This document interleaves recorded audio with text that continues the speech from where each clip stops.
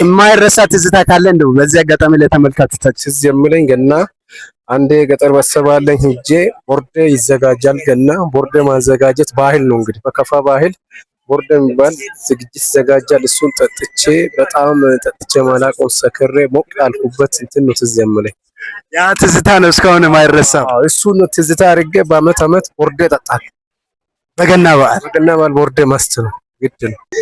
አሁን እዚህ ጋር እንደምታዩት ደግሞ ሀበሻ ነው እዚህ ጋር ያለው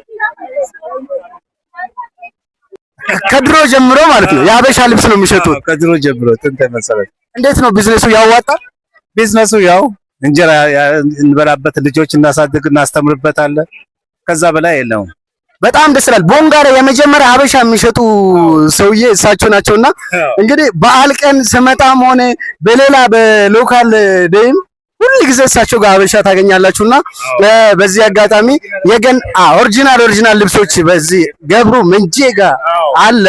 እሺ ጋሽ ገብሩ 50 ዓመታቸው ነው ቦንጋ የመጡት። እውነት ናቸው። በጣም ደስ እሺ የገና የማይረሳ ትዝታዎት ምንድን ነው? በቃ ደስ ከልጆች መጫወት፣ ከቤተሰብ ጋር መጫወት፣ በደስታ መዋል እንወዳለን። አሁን ስንት ነው እድሜዎት? እድሜ ወደ 80 ሆነዋል። 80 ዓመት እንዴት ነው? ጥሩ ነው።